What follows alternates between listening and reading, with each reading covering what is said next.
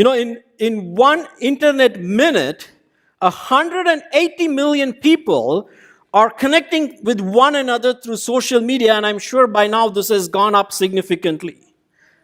And 85% of people living within this country use social media. 10 years ago, this was not possible. And 2 billion people, as of now, if you see in the next slide, are connected with one another through Facebook. That's just a digital map that was put together by an intern some while ago in Facebook. So what this has come to say is we are living in a radically different world. They call this the digital world. Our world has been changing every few hundred years and on. So beginning, it was a world where people communicated with one another orally. And then we had the printing press, and people were communicating with one another through media, through text, and literacy spread, and technological revolution came about, and that changed the world. In the 50s, there came the media of television and radio, and that became a way to communicate significant messages to people. And now, the internet and the digital world has radically shifted the world's identity. Now, what has this done for us? They say this has done something very significant for people because we are here in the Silicon Valley. We are the ones who create this digital world, and we are also the ones who consume this digital world. But when we live a life like that, where you can have tremendous power and tremendous pleasure shrunk to the size of the keypads of your cell phones or your laptops, where at the push of a button, you can order a product in Amazon Prime and pick it up the same day. And if I have a need, by the push of a button, I can have a communication with someone who lives entirely across the world and see them face to face. Never was this possible, but when life becomes like that, it changes us. And so they say, a new group of people have emerged in this digital world. A new group of people who now have a new God that they worship in this digital world. They could be Christians, they could be Buddhists, they could be Hindus, they could be atheists, they could be agnostics, but they actually really worship one God. And that's the God of success and technology. This is the new religion of the digital world, friends. So how do people celebrate Christmas? What is the message of Christmas for people living in this era? To understand this, I want to take you on a journey several hundred years ago to the passage that was read to us beautifully by our kids this evening. Several hundred years ago, one man named Isaiah foretold the birth of Jesus Christ. He told this to a group of people just like you and me. These were people who lived a very comfortable life. They had everything they could dream about. And this is what happens when affluence comes into our lives, when we can buy what we want and satisfy our desires just by ourselves. We stop seeking God, and that's exactly what they did. And there was a king who was over these people by the name of Ahaz. And he was at a cross point in his life. His nation was going to be invaded. And God was trying to tell him, I want you to come to me. But he was making plans by his worldly wisdom of how he could experience success. He was willing to walk away from this God who was pursuing him to this great enemy who he thought if in his smartness he could align with him, he can experience success. But the message God told him was, that's not going to save you. I am going to save you because I am going to come into this world and I will be born in a very scandalous way to a teenage girl who was not even wed and is a virgin in an inn, in a manger, when the whole world doesn't watch, when there is no bus, there are no special lights. In that secret place, I'm going to break into this world. And you're going to call him Emmanuel, which means God with us.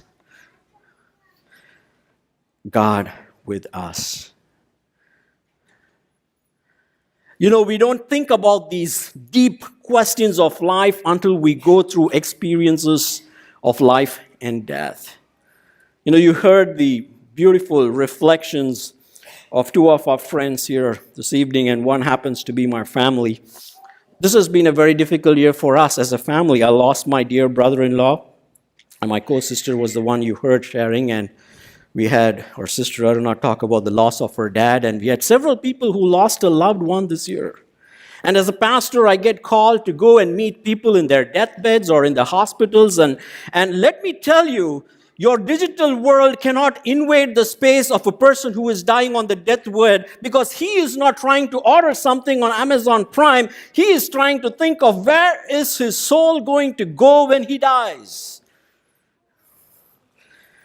You know, John Wesley is a great founder of the Methodist Church movement. As he was dying, these were his last words. He said, "The best of all is God is with us, Emmanuel." Can you and I say that? When life hits us hard, when we face through life and death situations, God is with us, Emmanuel. You know, so this prophet Isaiah was trying to remind people, when life is good, guys, remember God, who gives a message of hope.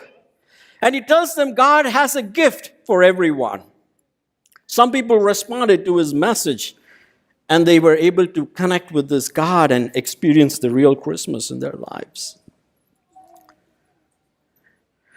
You know, Christmas is a season of gifts. You know, gifts excite our children. By the way, if you're new with us this morning, we have a special gift for you as well. So when you walk out, please meet our ushers, and they'll be happy to pass on a gift to you. But when I first moved into this country and I went to a mall and would see these beautifully decorated Christmas trees and these large sized decorations and gift wrap boxes, I would ask, why do they leave this thing just like that and no one's watching? What if someone takes it away? You know, when you come from India, that's the first thought that comes to your mind.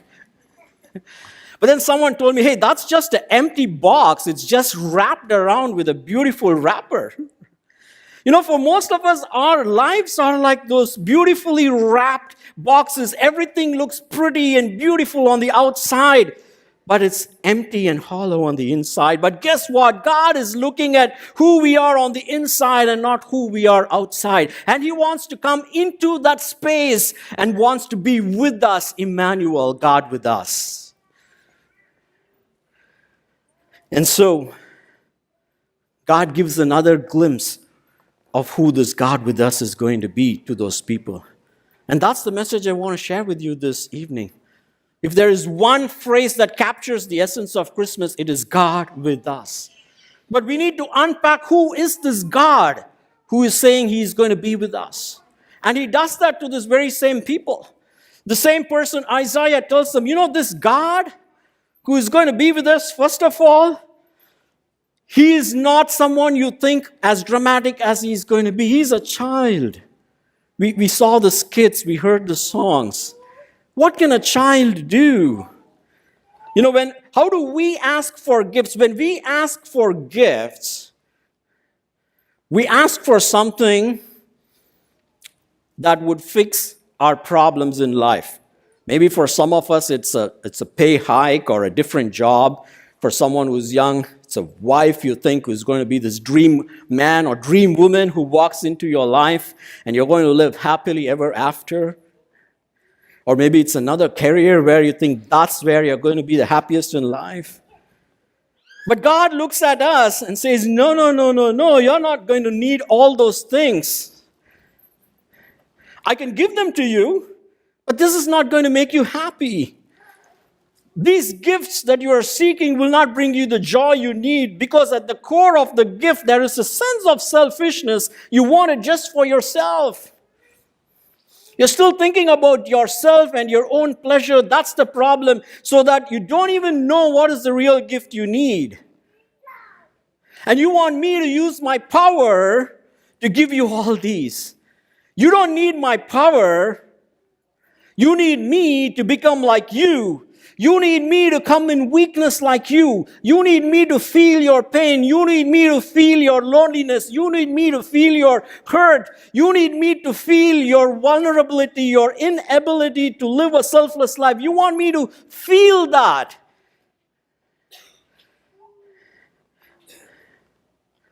And that's why I'm coming as a baby. I'm coming in weakness so I can live and die and set you free from yourself. You know, the greatest slavery that we need to be freed from in this world is the slavery from our own selves.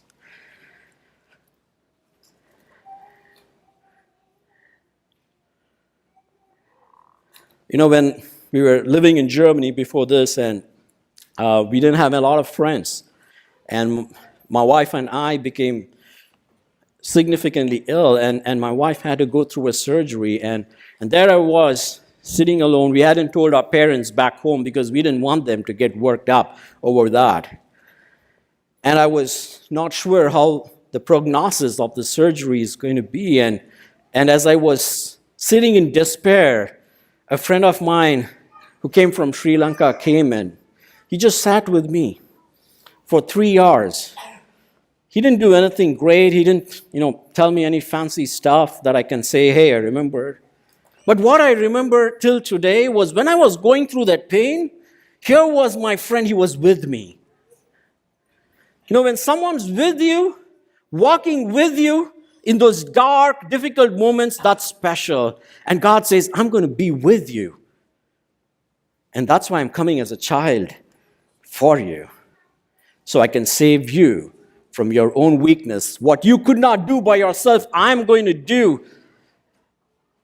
And instead of the death you're going to experience, I'm going to die so you can be free. Secondly, he says, this God who is going to be with us, first, he's a child. Second, he's a wonderful counselor. Wonderful counselor. Wonderful counselor is someone who actually speaks truth into your life. They're not just trying to impress you and make you feel great so you walk away thinking, hey, I'm a great person. They're going to speak truth into your life. And God, this child Jesus, he's called the light of the world because he's going to shine the light into our hearts. It's like one of the big transitions every one of us go through is when you get married. Before you're married and you're single, you can live your life however you want. You can sleep in for however long you want. You can choose to laundry your dress or not laundry your dress however long you want. But everything changes when you get married, because now comes somebody else. You do not have personal space after that because they can see everything. It's scary. And when they can see everything, they can also see where our weaknesses are, our shortcomings are. And so but Jesus, he says, he's a light that lighteth every man born into this world. When he shines the light into our hearts, he's going to show us things we never thought we had. But he's going to tell us gently, I see you are struggling there. I see you're weak. I see you're angry. I see your bitterness. And I want to help you get over that. He shows our true needs. And third, he says he's a mighty God. This God with us, he's a child, he's a counselor, but he's a mighty God. For those of you who don't know us, 2.5 years ago, we had the joy of bringing home Brian and Sophia, whom we fostered for some time, and then they became our children. And so I have been revisiting, along with my wife in the initial days, changing diapers and playing with some new sets of toys they didn't have when my older daughter was young. And it has been fun. And part of the joy of parenting young children is getting to hang out with them and watch cool movies with them. And for Brian, especially, his favorite heroes are the superhero movies. Spider-Man, Superman, and any man he likes. He's just fascinated by how, these superheroes can come and just take care of the bad guys. And off late, he's been telling me he loves me. And every time he says, They allow me to ask him why. He says, because you will beat all the bad guys. And there is this one sequence in one of the latest Spider-Man movies where there's this train that's being wrecked by this bad guy, and Spider-Man literally goes to the front of the train and he weaves his spider webs in a city that looks like Chicago, and he's literally like holding the train from crashing and tearing his whole body apart so that the train can come to a halt.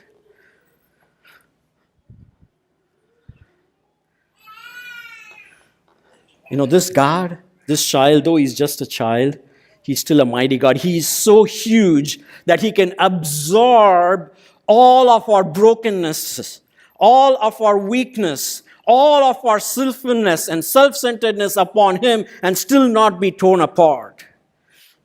That's why he's a mighty God. He's not coming to destroy, but he's coming to save. He's going to use his might to save the world. And that's what this Emmanuel is awesome. God with us. God with us. You cannot do anything that's so bad that this God is unable to embrace you. He's a mighty God who's using his might to save us. That's this child, Jesus. A mighty God who can absorb all of our weaknesses and sins. And fourth, this God with us, he's not only a child, he's not only a wonderful counselor who shows us our real need. He's not only a mighty God who can absorb all our weaknesses. He says he's an everlasting Father. You know, the greatest need that every single one of us long for in our hearts is to be loved unconditionally. Loved without being judged. Loved without someone putting some preconditions to us. And most of us never get that. We say, no one can love me. Because we are all afraid once someone actually gets to know my real self, they are not going to love me anymore. You know, I lost my father when I was 15 years old. And even when he was alive, he was a very busy man. And he was not a very great person that I never developed a relationship with. So I grew up without understanding what is the love of a father. How can a father really love you unconditionally? And you know, just this 3 days ago, one morning, again, my kids came to my bed and I was trying to sleep and they were rubbing this paper thing on my face. And I was so irritated and annoyed. And I was like, woke up and what is it? And that was Brian grinning with this nice gift. Merry Christmas, Daddy. And he had wrapped a gift on him. And it was a picture of him where he had done some cool stuff. And when I saw that, I was like, wow, this is awesome. You know, and the very first time I remember when Brian and Sophia in our home, they used to call me JP and my wife Jemima, and because we were kind of strangers, we didn't know each other very well. And then one fine morning, just like this, they came up to our bed. And I distinctly remember them calling me Daddy. No one coached them. That was just melting my heart. I felt the love. You know, the kind of rare, loving moments, you only have a few of those in your life. And I understood what a father's love means even more profoundly at that time. And this baby, Jesus, he says, I'm going to give you that love. That's why I've come into this world. So he's a father. He's going to give you that fatherly love who loves us unconditionally forever. And finally, this God with us, he's a Prince of Peace. You know, whenever in the Bible, if you read the Old Testament, God shows up to people. The first time he showed up was to a person by the name Moses. It was like a burning bush where he couldn't even see this God. It was terrifying experience. And subsequently, he would come down on a mountain and the entire nation, even if someone touched it, they would die. And then later on, he would condescend on an ark, and when people carrying the poles touched it, also they would die. That's because this God is a mighty God. He's a holy God. And when anything is imperfect enters into the zone of perfection, it just gets consumed. That's just the nature of it. And that's the reason so far we could not be with God. And the reason was because of our own shortcomings and our self-centeredness. And so Jesus is saying, I'm going to come to break that. You could never get into God's presence, but now God, am coming into your presence. You know why? Because I am going to take all the consequences of your actions upon me so you can freely enter God's presence. And that's the beauty of Christmas. And that's going to give you peace. He's a Prince of Peace. And He took the cross to do that. He lived the life that you and me could not live, and He died the death that you and me ought to have died, so that we can now have peace with God. And we can share that peace with one another. He's the Prince of Peace who gives us real peace. Isn't this an amazing gift? That's Emmanuel. This is God with us, friends. And I want us to experience this God in our lives today and every day of our lives. Our technology is not going to save us. Success can only take us so far. And trust me, I have met fantastic, super successful people whose lives are vacuum inside because they don't have this God with them.